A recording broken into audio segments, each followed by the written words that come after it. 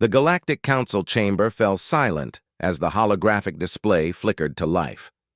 Jennifer Chin, humanity's chief xenoengineering liaison, stood before the assembled representatives of 47 species, her expression unreadable. Beside her, Adam Kovac, the lead architect of Project Leviathan, adjusted his neural interface with practiced precision. "Esteemed delegates," Jennifer began, her voice steady despite the weight of what she was about to reveal. "3 cycles ago, you questioned humanity's ability to contribute meaningfully to galactic defense. You dismissed our proposals. You called our ambitions quaint." The Valorian ambassador, a crystalline being that refracted light in patterns of condescension, pulsed with what passed for amusement among his kind. "Human Jennifer, we meant no offense. Your species is young. The engineering challenges of Void-class battleships require millennia of technological evolution. Your largest vessels barely qualify as corvettes by galactic standard classification." Adam's jaw tightened, but he remained silent. Jennifer had insisted on handling the diplomatic niceties. He was here for the technical demonstration. "Ambassador Thexelar," Jennifer continued, "you're correct that we lack your species' millennia of gradual advancement. But humanity has always excelled at one particular skill, weaponizing desperation and turning impossible problems into engineering challenges." She nodded to Adam, who activated the secondary holographic array. The chamber's atmosphere processors hummed louder as the projection stabilized, showing a planetary body that had been designated as uninhabited, a rogue world drifting through the outer territories. "Designation: Typhon 4, Adam said, his voice carrying the matter-of-fact tone of an engineer discussing routine construction. "Mass: approximately 1.2 times Earth standard. Composition: iron-nickel core, silicon mantle, trace exotic matter from its passage through the Helix Nebula 2 million years ago." The hologram rotated, and gasps echoed through the chamber. The planet's surface was no longer natural.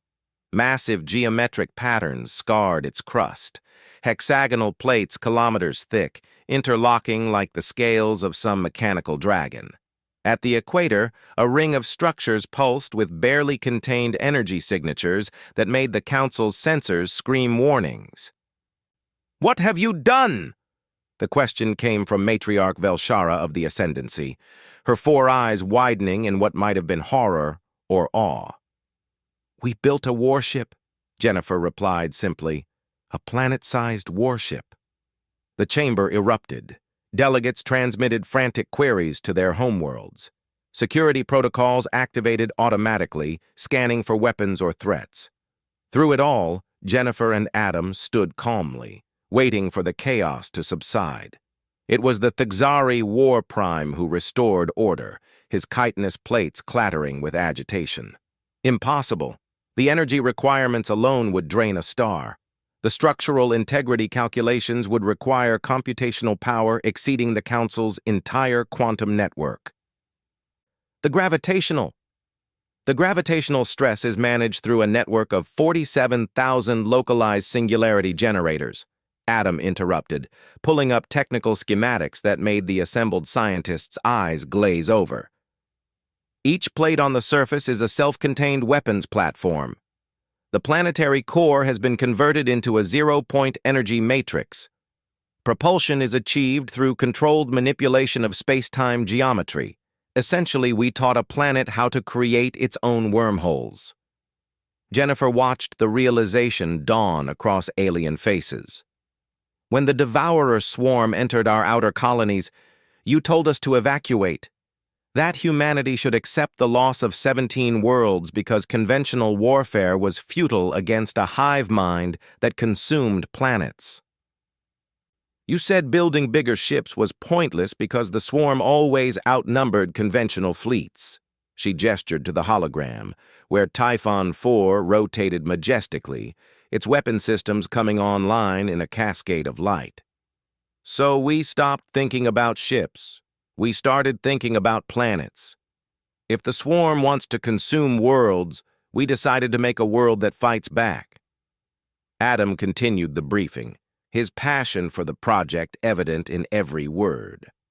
Typhon 4's primary weapons system is what we call the Ragnarok Array, 16,000 mass accelerator cannons that can fire projectiles at 0.95 light speed. Each projectile carries a payload equivalent to a stellar-class fusion bomb. The secondary systems include directed antimatter beams, reality-shearing quantum disruptors, and what we affectionately call the Eraser, a weapon that temporarily suspends the strong nuclear force in a targeted region of space. "This is madness," whispered the Valorian ambassador, his crystalline structure dimming with genuine fear. "The power to destroy entire fleets, entire solar systems." "The power to stop the devourer swarm," Jennifer corrected. "We didn't build Typhon 4 for conquest, Ambassador. We built it because we had to. Because when the galaxy told humanity to run, we decided to teach the universe a lesson our species learned long ago. The best defense is overwhelming, terrifying offense." Adam pulled up the final slide. Deployment projections. Typhon 4 is fully operational. We have 3 more planetoids in various stages of conversion.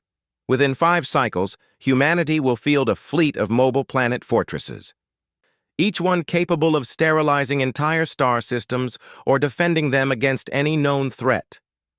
The matriarch leaned forward, her translator struggling to convey the complexity of her emotions. "And what happens when humanity turns these weapons against the rest of us? What guarantee do we have?" Jennifer met her gaze steadily. "The same guarantee you gave us when we asked for help against the swarm. None. But here's what I can offer. Humanity remembers its friends. We remember who stood with us and who told us to accept extinction. The Typhon-class vessels will defend our allies, they will patrol our territories, and they will end the devourer swarm." She paused, letting the weight of her words settle. "As for guarantees, Ambassador, consider this. We just turned physics itself into a weapon. We made a planet into a warship using principles your civilizations said were impossible. Humanity doesn't need guarantees. We have engineering." Adam smiled grimly as he transmitted the technical specifications to the Council's database. Not all of them, but enough to prove this wasn't a bluff. "The galaxy was unprepared," he said quietly.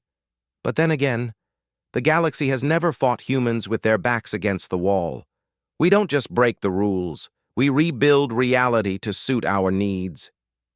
As the council dissolved into frantic debate, Jennifer and Adam walked out together.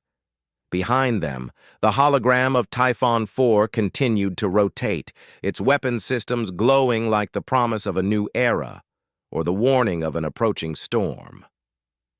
"Think they'll accept our help now?" Adam asked. Jennifer's smile was sharp as a knife's edge. "They don't have a choice. We just changed the entire balance of power in the galaxy. Now they either work with us, or they become irrelevant." In the depths of space, Typhon 4 received its first mission parameters. The planet-sized warship began its burn toward the devourer swarm's last known position. Humanity's message to the cosmos was clear. Earth's children were no longer prey. They were apex predators, armed with physics itself.